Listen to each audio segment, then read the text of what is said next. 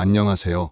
지혜나루입니다. 여러분, 혹시 이런 경험 있으신가요? 가장 믿었던 사람이 나를 속이고 있었다는 사실을 알게 되었을 때의 그 충격, 또는 마음을 다해 믿고 의지했던 사람이 갑자기 등을 돌리고 떠났을 때의 그 허탈함, 정말 가슴이 무너지는 느낌이죠. 믿음이 깨진다는 것은 단순히 사람 한 명을 잃는 일이 아닙니다. 그 사람과 함께했던 시간들, 나누었던 말들, 쌓아온 신뢰까지 모두 무너져 내리는 일이니까요. 그래서 우리는 인간관계에서 더 신중해질 필요가 있습니다. 누군가를 깊이 믿고 의지하기 전에 그 사람이 어떤 사람인지, 어떤 마음을 가지고 살아가는지 분별할 수 있는 눈이 필요합니다. 그렇다면 우리는 사람을 어떻게 판단해야 할까요? 단순히 그 사람이 하는 말만 듣고 믿어도 될까요? 겉모습만 보고 성급하게 결론을 내려도 될까요? 오늘은 여러분께 사람의 본성을 파악하는 3가지 방법을 알려드리려 합니다. 이것을 알면 여러분은 앞으로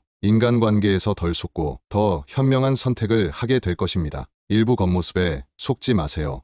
실화를 통해 본 진실. 먼저 한 가지 사연을 들려드리겠습니다. 어느 작은 회사에서 서로 다른 성격을 가진 두 사람이 함께 일하고 있었습니다. 한 사람은 겉으로 보기에 굉장히 친절하고 따뜻한 사람이었습니다. 그는 항상 환하게 웃으며 사람들을 맞이했고 말 한마디 한마디가 부드러웠습니다. 다른 한 사람은 말수가 적고 다소 냉정해 보였습니다. 겉으로 보면 무뚝뚝하고 까칠한 사람처럼 보였죠. 사람들은 자연스럽게 첫 번째 사람을 더 좋아했습니다. 그는 항상 웃고 있었고 누구에게나 친절했기 때문입니다. 반면 두 번째 사람은 말이 없고 감정을 잘 드러내지 않았기에 사람들에게 다소 거리감이 느껴졌습니다. 하지만 시간이 지나면서 사람들은 점점 이상한 점을 발견하기 시작했습니다. 항상 웃고 있던 첫 번째 사람은 정작 중요한 순간에는 책임을 회피했고 자신에게 불리한 상황에서는 남을 험담하며 이간질을 했습니다. 겉으로는 친절했지만 뒤에서는 남을 험담하며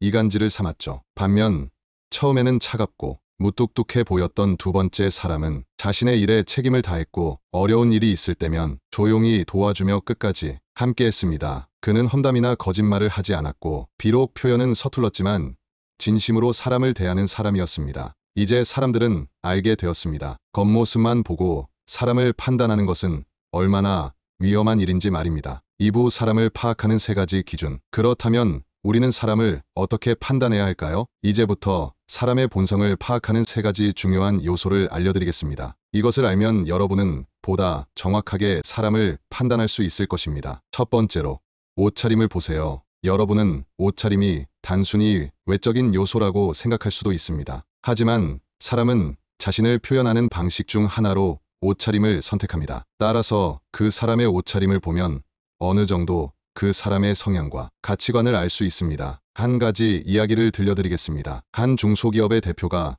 새로운 직원을 뽑기 위해 면접을 진행했습니다. 이력서만 보면 모두 뛰어난 학력과 경력을 가진 지원자들이었습니다. 하지만 대표는 이력서만으로는 그들의 성향을 알 수 없다고 생각했습니다. 그래서 그는 지원자들의 옷차림을 유심히 살폈습니다. 한 지원자는 깔끔한 정장을 차려입고 왔습니다. 신발은 반짝거렸고 넥타이는 단정하게 매어 있었습니다. 그의 옷차림은 그가 얼마나 면접을 중요하게 생각하고 있는지, 얼마나 준비된 사람인지 보여주었습니다. 반면 또 다른 지원자는 구겨진 셔츠에 헐렁한 바지를 입고 있었습니다. 구두는 닳아 있었고 머리는 단정하지 못했습니다. 그가 어떤 사람인지 확신할 수는 없었지만 최소한 세심한 부분을 신경 쓰지 않는다는 것은 알 수 있었습니다. 이후 대표는 깔끔하게 정장을 입고 온 지원자와 면접을 진행하며 그가 일에 대한 태도가 성실하다는 것을 확인했습니다. 차림 하나만으로 모든 것을 단정지을 수는 없지만 사람이 자신을 표현하는 방식을 통해 그 사람의 성향을 읽을 수 있는 것입니다.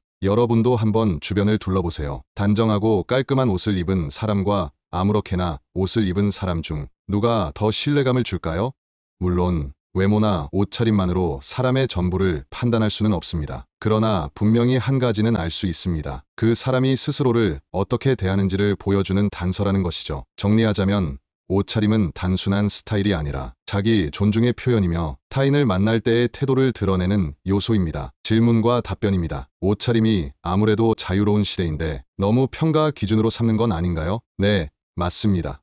요즘은 스타일이 매우 다양하고 자유로운 시대죠. 하지만 여기서 말하는 옷차림은 옷의 가격이나 유행이 아니라 상황에 맞게 자신을 준비하고 표현하려는 성의를 보는 것입니다. 예를 들어 중요한 미팅에 슬리퍼를 신고 나타난 사람이라면 그 사람의 태도나 기본적인 예의에 의문이 생기겠죠. 질문과 답변입니다. 그럼 반대로 너무 깔끔한 사람이 과연 진실한 사람일까? 아주 좋은 질문입니다. 깔끔한 옷차림은 단정한 이미지를 줄 수 있지만 그 자체가 진심이나 도덕성을 보장하지는 않습니다. 그래서 옷차림은 하나의 참고이며 지표일 뿐이고 걸음걸이, 말투, 행동의 일관성과 함께 종합적으로 판단해야 한다는 겁니다. 두 번째로 걸음걸이를 보세요. 여러분, 누군가를 멀리서 보더라도 저 사람 뭔가 당당해 보인다. 혹은 조심스러운 사람이네 라고 느낀 적 있으시죠? 그게 바로 걸음걸이가 주는 인상입니다. 걸음걸이는 단순히 걷는 방식이 아니라 자기 자신을 대하는 태도와 자신감, 생활 습관이 반영된 신호입니다. 한 심리학자가 대학생들을 관찰하며 걸음걸이와 성향, 문제 해결 태도 사이의 상관관계를 분석한 실험이 있습니다. 두 그룹으로 나뉜 학생들, 하나는 어깨를 펴고 정면을 바라보며 안정감 있게 걷는 학생들, 다른 하나는 고개를 숙이고 움츠린 채 주변을 의식하며 걷는 학생들이었죠. 결과는 어땠을까요? 당당하게 걷던 학생들은 문제를 만나도 해결하려는 태도를 보였습니다. 반면 소극적으로 걷던 학생들은 위기 상황에서 회피하거나 남의 눈치를 보며 행동을 미루는 경향이 뚜렷했습니다. 걸음걸이는 무의식 속에 드러나는 우리 자신이자 타인에게는 비언어적 첫인상으로 작용합니다. 혹시 나 자신도 자주 어깨를 숙이고 걷지는 않나요? 그렇다면 걸음걸이 하나만 바꿔도 내 자신에 대한 인식, 그리고 타인의 반응까지 달라질 수 있습니다. 질문과 답변입니다. 걸음걸이로 사람을 판단하는 건 너무 단편적인 건 아닐까요? 맞습니다. 걸음걸이 하나만으로 모든 걸 단정짓는 건 위험하죠. 하지만 우리는 본능적으로 걸음걸이를 통해 그 사람의 에너지나 태도를 느낍니다. 그게 전부는 아니지만 중요한 힌트가 될 수 있다는 거예요. 질문과 답변입니다. 자신감이 없을 땐 걸음걸이도 작아지는데 그게 성격 문제일까요? 아닙니다. 오히려 그건 아주 자연스러운 반응이에요. 중요한 건 그런 자신을 알아차리고 조금씩 바꿔나가는 것이죠. 걸음걸이를 의식해서 조금씩 어깨를 펴고 걸어보세요. 행동이 생각을 바꾸는 힘도 있다는 것 경험해보시면 압니다. 세 번째로 말투를 보세요. 마지막 세 번째 기준, 말투입니다. 여러분도 누군가의 말투 때문에 기분이 좋아지거나 반대로 상처를 받았던 경험 있으시죠? 말투는 감정의 전달수단이자 그 사람의 성격, 가치관, 감정 조절력을 보여주는 거울입니다. 회사에서 있었던 사례를 하나 말씀드릴게요. 비슷한 실력을 가진 두 직원이 있었습니다. 한 사람은 늘 차분하고 따뜻한 말투로 대화했어요. 누가 어떤 말을 하든 경청하고 부드럽게 답했습니다. 다른 한 사람은 감정에 따라 말투가 툭툭 바뀌었죠. 조금만 의견이 다르면 목소리가 높아지고 사소한 말에도 쉽게 짜증을 냈습니다. 결과적으로 두 사람의 평가는 명확하게 갈렸습니다. 말투가 부드러웠던 직원은 신뢰받는 존재가 되었고 반대의 직원은 점점 사람들로부터 멀어졌죠. 우리는 때때로 솔직해서 그래요라고 변명합니다. 하지만 그 솔직함이 타인에게 상처가 된다면 그건 단순한 성격 문제가 아니라 공감 능력의 부족일 수 있습니다. 질문과 답변입니다. 그럼 무조건 부드러운 말투만 써야 좋은 사람인가요? 아닙니다. 부드럽다고 해서 무조건 좋은 사람은 아닙니다. 중요한 건 진심이 느껴지는가, 존중이 담겨 있는가입니다. 때로는 단호한 말투가 필요한 상황도 있지만 그 안에 배려가 있다면 상대는 오히려 안심합니다. 질문과 답변입니다. 말투를 바꾸는 건 어려워요. 원래 말이 툭툭 나가는데 어떡하죠? 그럴수록 연습이 필요합니다. 처음엔 어색하더라도 의식해서 말하는 순간이 반복되면 뇌가 새로운 말 습관을 학습하게 됩니다. 자신을 존중하는 말은 타인에게도 신뢰로 전달된다는 걸 기억하세요. 3부 이 기준을 실제로 어떻게 활용할 수 있을까요? 지금까지 우리는 사람을 판단할 수 있는 세 가지 기준, 즉 옷차림, 걸음걸이, 말투에 대해 알아봤습니다. 그럼 이 기준들을 실제 관계 속에서는 어떻게 활용해야 할까요? 아무리 좋은 기준이 있어도 현실에서 그걸 자연스럽게 적용하지 못한다면 무용지물이겠죠. 오늘은 이 기준들을 일상에서 활용하는 세 가지 구체적인 방법을 알려드리겠습니다. 첫째, 시간을 들이세요. 여러분, 처음 만난 사람이 너무 친절하면 어머, 이 사람 진짜 좋은 사람이구나 이런 생각이 들지 않으셨나요? 사실 저도 그랬습니다. 하지만 지나고 보면 처음에 유난히 다정했던 사람이 가장 먼저 등을 돌리는 경우 한두 번쯤은 있으셨을 거예요. 왜냐하면 진짜 좋은 사람은 처음이 아니라 시간이 지날수록 드러나기 때문입니다. 신입사원 A씨가 있었습니다. 입사 첫날부터 부장님께 커피 챙기고 과장님께 인사도 빠짐없이 하며 친절 그 자체였어요. 그런데 3개월이 지나자 지각이 잦아지고 책임감도 흐려졌습니다. 겉모습과 말은 그대로였지만 행동은 점점 흐트러지기 시작했죠. 반면 조용했던 신입사원 B씨, 처음엔 말도 없고 낯도 많이 가리는 성격처럼 보였지만 시간이 갈수록 자신의 역할을 책임감 있게 해내며 동료들의 신뢰를 조용히 쌓아갔습니다. 이처럼 진짜 사람은 시간이 말해줍니다. 처음의 다정함보다 시간이 흘러도 변하지 않는 태도를 꼭 기억하세요. 질문과 답변입니다. 첫인상에서 확신이 들었는데 나중에 실망하게 되는 경우가 많아요. 왜 그럴까요? 그건 우리의 감정이 첫인상에 쉽게 휘둘리기 때문이에요. 사람은 보고 싶은 걸 먼저 보고 믿고 싶은 걸 믿는 경향이 있죠. 그래서 첫 느낌보다는 시간이 지날수록 어떤 모습을 보여주는가를 더 중시해야 합니다. 질문과 답변입니다. 그렇다면 처음에 너무 경계하면 상대방이 부담스러워하지 않을까요? 물론 지나친 의심은 관계를 어렵게 만들 수 있어요. 그러나 경계와 관찰은 다릅니다. 관찰은 상대를 판단하려는 게 아니라 그 사람을 있는 그대로 이해하려는 마음에서 출발해야 해요. 둘째, 반복되는 행동 패턴을 보세요. 사람은 누구나 한 번쯤은 실수할 수 있습니다. 하지만 반복되는 행동은 그 사람의 진짜 모습일 확률이 높아요. 한 번은 실수지만 두 번은 선택이라는 말 들어보셨죠? 예를 들어 어떤 친구가 약속을 한 번 깼을 땐 무슨 일이 있었겠지 하고 넘어갈 수 있습니다. 하지만 3번, 4번 반복된다면 그건 그 사람의 성향일 가능성이 높습니다. 즉, 신뢰에 대한 인식 자체가 다를 수 있다는 거죠. 반대로 어떤 사람이 꾸준히 약속을 지키고 작은 일에도 성실한 태도를 보인다면 그건 착한 척이 아니라 그 사람의 평소 습관일 수 있습니다. 그러니 말보다 행동, 그리고 한 번보다 반복되는 패턴에 주목하세요. 질문과 답변입니다. 그럼 실수 한두 번에도 거리를 둬야 하나요?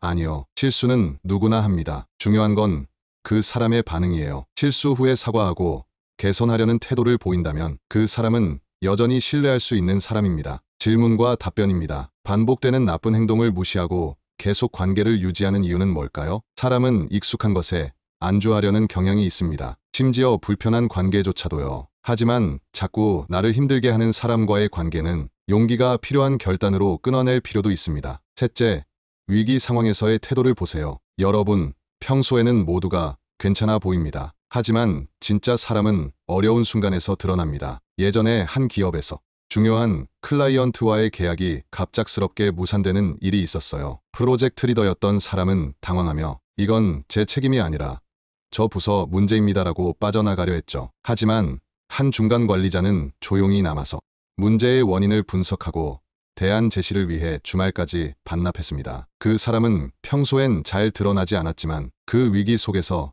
진짜 리더십과 책임감을 보여준 거죠. 위기 속의 선택이 그 사람의 본질을 말해줍니다. 좋은 사람은 문제가 생겼을 때 내 탓으로 안 돌리고 함께 해결하려는 사람입니다. 질문과 답변입니다. 평소에 착한 사람인데 위기 상황에서 너무 변하더라고요. 이럴 땐 어떻게 해야 하나요? 위기 상황은 가면을 벗기게 만드는 힘이 있습니다. 그 모습이 한두 번의 일탈이라면 이해할 수 있지만 문제가 생길 때마다 책임을 회피한다면 그건 경계해야 할 신호입니다. 질문과 답변입니다. 위기 상황에서 강한 사람과만 관계를 맺어야 하나요? 강한 사람보다 중요한 건 책임지는 사람입니다. 두려움을 느껴도 포기하지 않고 끝까지 남아있는 사람. 그런 사람은 함께 가야 할 사람입니다. 사부 가까이 할 사람과 멀리해야 할 사람. 지금까지의 기준을 토대로 이제는 내 주변 사람들을 돌아볼 시간입니다. 이제 우리는 다음의 질문을 스스로에게 해봐야 해요. 이 사람은 시간이 지날수록 신뢰가 쌓이는가? 위기 상황에서 함께하려는 태도를 보이는가? 반복되는 행동이 진심을 보여주는가? 가까이 할 사람의 특징. 말과 행동이 일치합니다.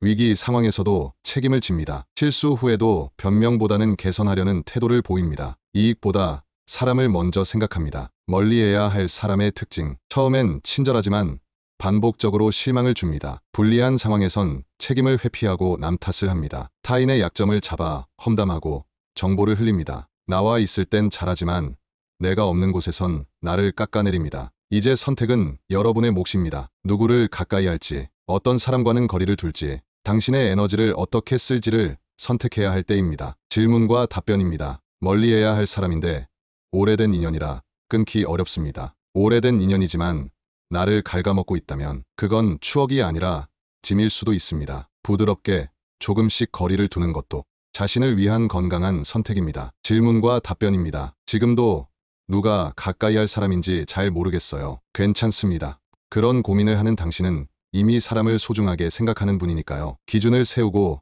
시간을 들여 천천히 알아가는 것. 그게 가장 좋은 방법입니다. 오부 좋은 사람을 만나고 싶다면 먼저 좋은 사람이 되세요. 지금까지 우리는 사람을 판단할 수 있는 3가지 기준과 그 기준을 실제 관계에 어떻게 적용할 수 있는지, 그리고 가까이 해야 할 사람과 멀리 해야 할 사람에 대해 이야기 나눴습니다. 이제 남은 이야기는 단 하나입니다. 좋은 사람을 어떻게 만나야 하나요? 라는 질문에 대한 답인데요. 사실 이 질문의 진짜 해답은 내가 먼저 좋은 사람이 되어야 한다는 데 있습니다. 당신은 지금 어떤 에너지를 내고 있나요? 우리는 종종 좋은 사람을 만나고 싶다고 말합니다. 믿을 수 있는 친구, 진심으로 응원해주는 동료, 감정을 나눌 수 있는 연인, 이런 사람들요. 하지만 중요한 건 그런 사람들은 좋은 사람 곁에 머물고 싶어 한다는 사실입니다. 생각해보세요. 여러분이 누군가에게 기대고 싶을 때 어떤 사람에게 다가가고 싶으신가요? 말투가 따뜻한 사람, 신뢰가 가는 사람, 꾸준하게 자신의 삶을 관리하는 사람, 이런 사람이 아닐까요? 그렇다면 반대로 나도 그런 사람이 되고 있는가를 질문해봐야 합니다. 체크리스트입니다.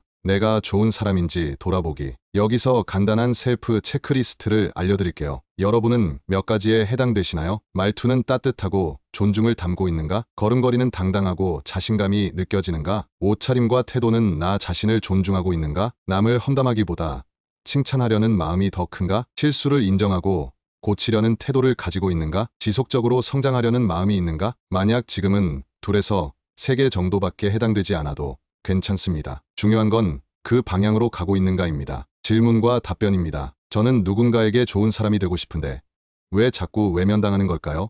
때로는 우리가 내미는 손이 받아들여지지 않을 수도 있어요. 그렇다고 해서 여러분의 진심이 잘못된 건 아닙니다. 진심은 때로 돌아오는데 시간이 걸릴 뿐, 방향만 틀지 않으면 반드시 닿게 되어 있습니다. 질문과 답변입니다. 너무 상처받다 보니 좋은 사람이 되기가 겁나요. 손해보는 느낌이에요. 정말 많이 공감됩니다. 좋은 사람이 된다는 건 때로는 상처받을 각오도 함께하는 일이니까요. 하지만 기억해주세요. 상처 주는 사람이 많다고 해서 좋은 사람이 사라지는 건 아닙니다. 오히려 그런 세상일수록 당신 같은 사람이 더 필요합니다. 좋은 사람이 되면 어떤 변화가 생길까요? 처음에는 아무것도 달라지지 않는 것 같을 거예요. 내가 변해도 주변은 똑같은데, 이런 생각이 들 수도 있죠. 하지만 시간이 지나면 같은 파장을 가진 사람들이 하나둘 모이기 시작합니다. 함께 성장할 수 있는 사람들, 나를 이용하지 않고 함께 걸어가려는 사람들, 기쁨을 나누고 아픔도 함께 덜어주는 사람들, 이런 사람들과 함께하는 삶은 그 자체로 행복한 인맥 자산이 됩니다. 결국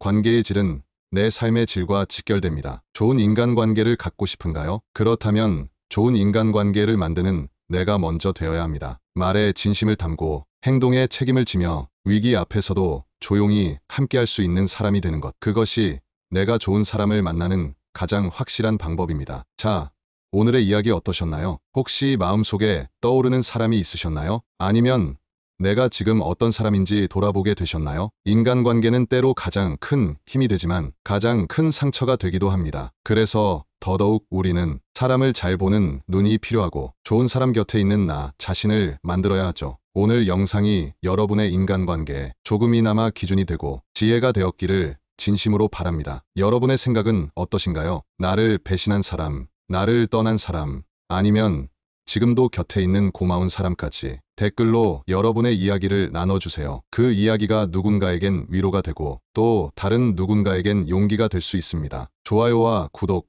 알림 설정 잊지 마시고요. 다음 시간에는 더 깊고 따뜻한 이야기로 여러분을 찾아뵙겠습니다. 감사합니다. 지혜나루이였습니다.